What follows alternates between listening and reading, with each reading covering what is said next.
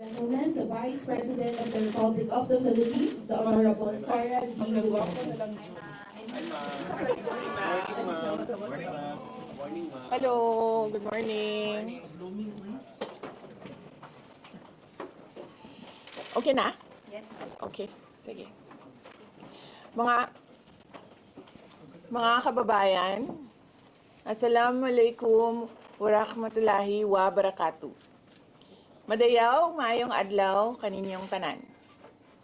Magandang araw sa inyong lahat. Sa mga nakaraang araw, marami ang humihingi ng reaksyon, komento, o damdamin. Damdamin ko sa issue ng impeachment na naihain laban sa akin.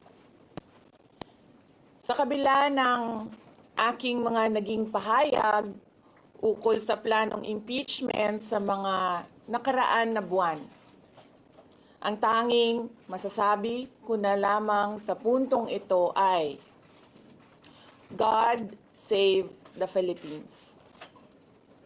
Bukod dito, nais ko na lang ipaabot ang aking taus-pusong pasasalamat sa mga kababayan na patuloy na nagdarasal, sumusuporta, nagtitiwala, at patuloy na nagmamahal sa akin.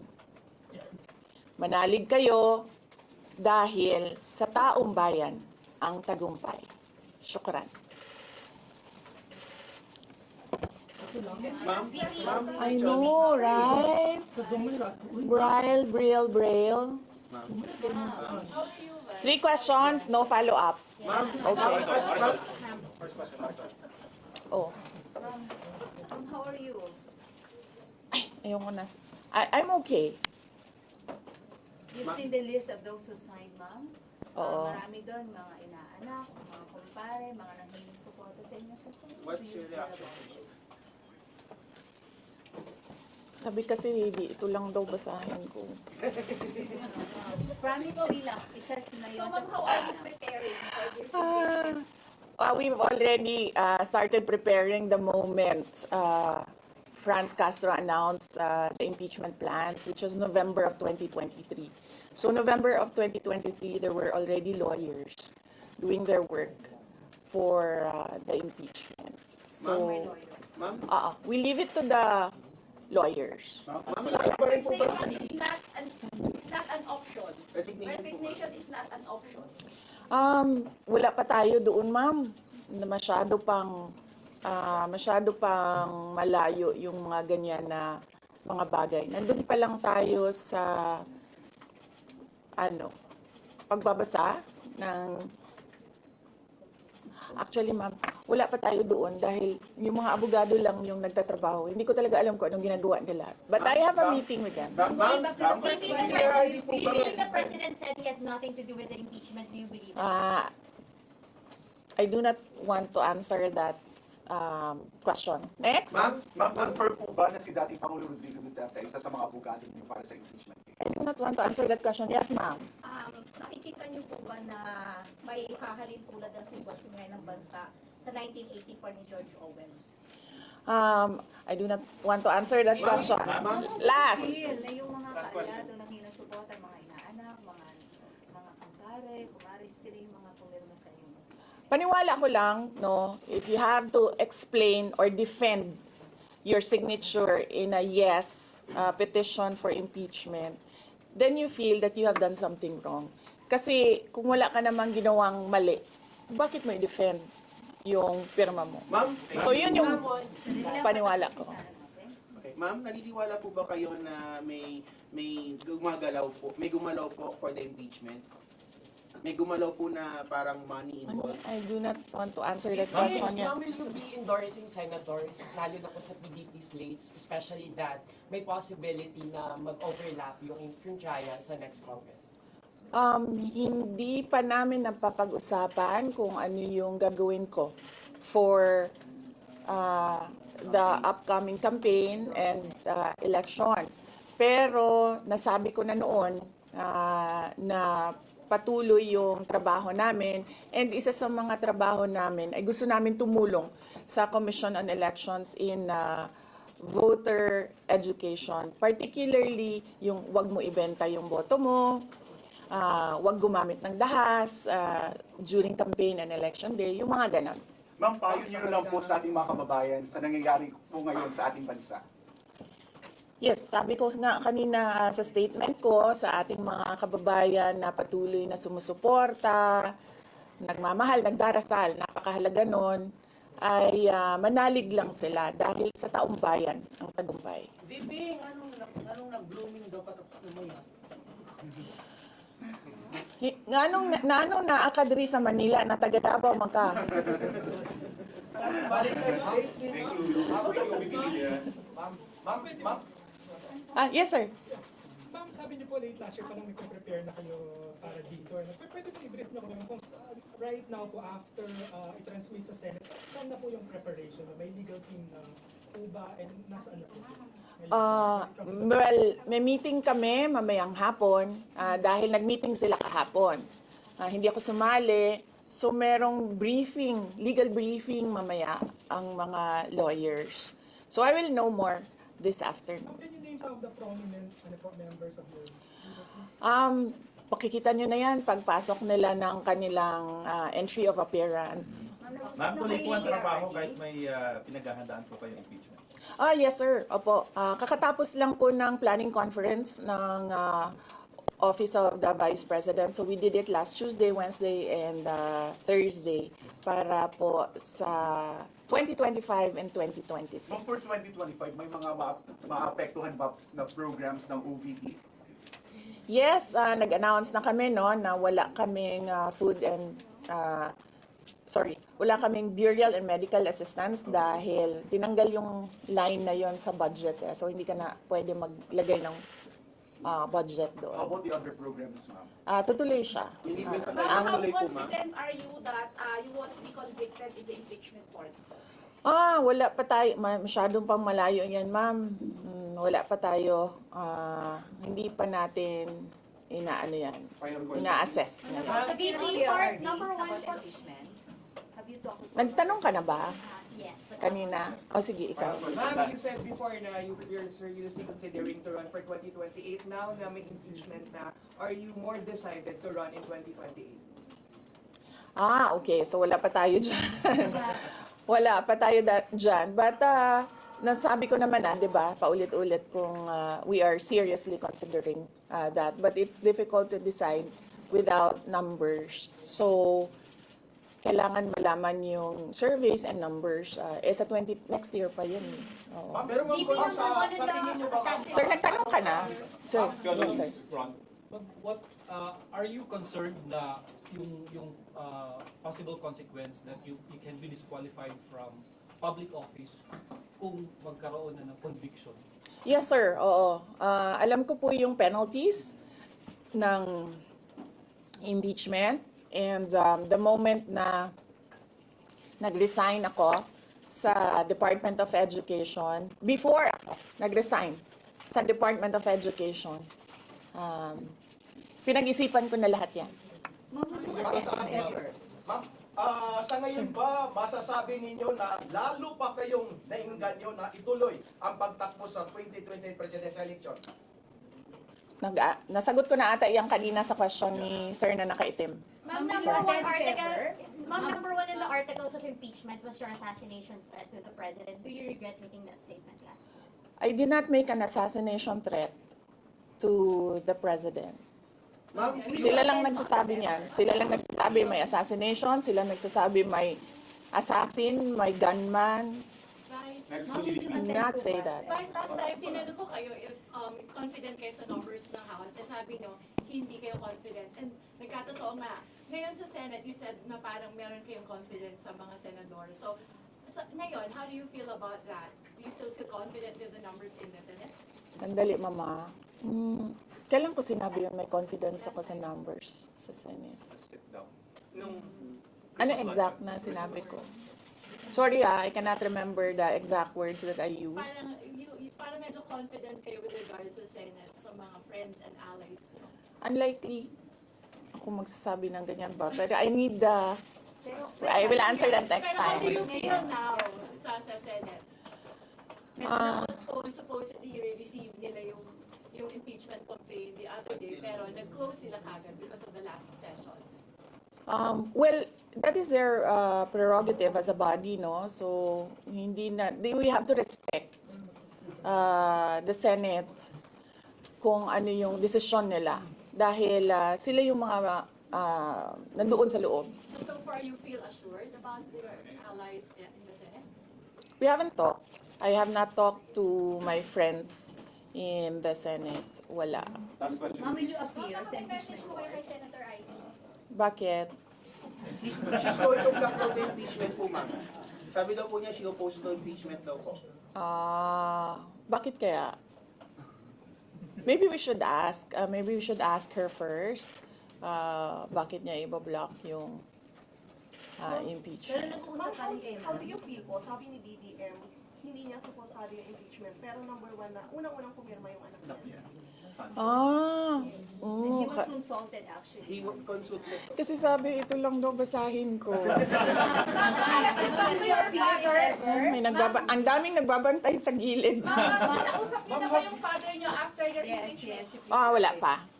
But nagpadala ako ng message through sa kanyang assistant and sinabi ko na, ano ba sinabi ko? Hindi ko maalala. I think I said, everything will be all right. Yan ata ang sinabi ko. What was his reply? His reply was a song. Ano po ba? MacArthur's Park. Oh, okay. So, nagpadala siya ng video na kumakanta siya. Have you read the complaint? Have you read? Hindi ko pa nabasa, ma'am, yung complaint. But I understand lahat ng mga complaints na na-file sa House of Representatives, nabasa na ng mga lawyers. Ma'am, will Ma'am, you may challenge pamilya ninyo kahit dating Pangulong. Any May challenges po? pakiusap pa Sandali, Sarah. Sandali, Sarah. Ma'am, any challenges po na hinaharap natin with regards sa preparation sa impeachment? Ang challenges sa preparations, but so far wala naman. Wala naman kaming naano lang kami, na-overwhelm kami kasi ang daming mga lawyers na nag-signify na tutulong sila sa defense. So, ngayon ay pinag-uusapan on how to go about it na makuha lahat ng kanilang commitment of support at makatulong din sila sa pag-iisip kung ano yung gagawin sa defense. Ma'am, Nagtanong ka na, ma'am? Wala pa, ma'am. Ma'am, Sige, you ma'am. know at least who will lead the defense? Sabihan ko na lang sila na mag-announce na sila kung gusto na nila mag-announce. Pero yung father niyo kasama pa rin? Kasi sabi niyo before, your father would be helping also. Well, he is welcome. He is a lawyer. So he is welcome to give his advice, input in the defense. May pakiusap sa kayo sa mababa yung translating recently due to the Senate dun sa Congress hearing. I will not answer that question. Is Yusek Zulaika back? Yes, I'm sorry. Yes. Is Yusek Zulaika Lopez back? Yes. So what happened was, nag-indefinite leave siya, and then she was admitted to the hospital doon sa Davao City na hospital siya, and then discharge siya ng mga doctors with ulitin ko. Si Yusek Zulaika Lopez, nag-indefinite leave siya after nung sa veterans hospital admission niya. Umuwi siya ng Davao, and then hospitalized siya doon. And then sabi ng doctors niya, we will discharge you but you have to come back ngayon ata, February, for further tests. And then bumalik siya for 1 day dito. Noong January, bumalik siya for 1 day dito sa Office of the Vice President, and she said na mag-leave siya for 2 months. And then I said yes, take the time that you need for your health. And then after a week, bumalik siya. Noong January, after a week, bumalik siya dito, and then she said, hindi ako mag-leave. So sabi ko, okay, welcome back. Ma'am, Kamusta Did you appear, ma'am? INC? Meron ba pakikipag-usap kayo sa INC? Dahil sila po yung nag-rally against para wag ituloy yung impeachment. Hindi pa po kami nagkausap ng INC, sir, pero nagpapasalamat po ako sa INC at sa buong sambayanan sa kanilang pananawagan ng kapayapaan. Ma'am, kamusta po ang staff ng numbers OVP? in Senate? Nagtanong ka na, sir? Not yet. Dapat, sir. You think you have the numbers in the Senate to be acquitted? Hindi ko masabi yan ngayon, sir. Wala pa kami dyan. Ma'am, Nagtanong ka na, ma'am. Wala pa. Ma'am, would you consider former President Duterte to be your lead defense? He will, maybe if he wants to, he can be part of the defense team. But because of his age and because of rigorous preparations in an impeachment case, baka sabihin ko sa kanya na wag na lang siyang mag-lead dahil medyo may edad na si former President Rodrigo Duterte. Ma'am? He's already 80 years old this Ma'am, year. kamusta po ang staff ng OVP after they heard about the impeachment po, ma'am? Ano po naramdaman po nila na when you were impeached by the House? Ano po naramdaman ng staff ng OVP in general? Are they sad? Are they worried po ba, ma'am? Hindi ko alam nila na pinagtatawanan lang nila ako dito sa gilid kasi hindi daw ako sumunod. Sabi, basahin lang daw talaga ito. Ma'am, you will appear sa impeachment court, ma'am, if ever. Ha? Will you appear sa Okay. Kung pwede namang hindi, and I understand, pwede naman. Hindi na. Oo. Kasi baka ma-intimidate lang sila lahat sa presence ko doon. May mga plano po ba kayo para itulak ang pag-audit, lalo na po sa mga congressista natin na ginagamit ang pera o pondo ng gobyerno para subduct propaganda against you? Hindi ko na muna sagutin yung tanong na yan ngayon, ma'am. Doon muna tayo sa God Save the Philippines. So ma'am, will you dissuade or encourage your supporters in case they would go to the street to rally? Sa panahon ngayon, ma'am, na sobrang mahal ng presyo ng mga bilihin, lalong-lalo na ng pagkain, sasabihin ko sa mga supporters sa taong bayan na unahin muna nila ang trabaho and negosyo nila kesa sa mag-rally sila sa mga daan. Dahil marami o lahat tayo breadwinners. So, merong mga bata or merong mga kapamilya na nagdedepende sa atin. At tayo naman ang social media capital ng buong mundo. Kung gusto talaga nilang magsalita at tumulong, doon na lang sila sa social media kung saan nakakatrabaho pa rin sila. Pero nagagawa nila kung ano yung nararamdaman nila na gusto nilang gawin. At yun ay magsalita at marinig sila ng taong bayan at ng mundo. Sabi ninyo, hindi niyo pa masabi if you have enough numbers in the Senate for an acquittal. Are you not confident that you have enough allies to avoid a conviction in the Senate acting as an impeachment court? Hindi ko pa naisip yan, sir. I've not counted numbers of votes in the Senate, so we are not there yet. We are still, the legal team is still in the preparation of the defense and what we will do moving forward. Ma'am, do you feel betrayed? Maraming mga congressmen from Mindanao voted yes. 70%. Sorry for Ah, Do I feel betrayed? How do you feel ang daming taga Mindanao na congressmen? Actually, ma'am, wala akong feelings.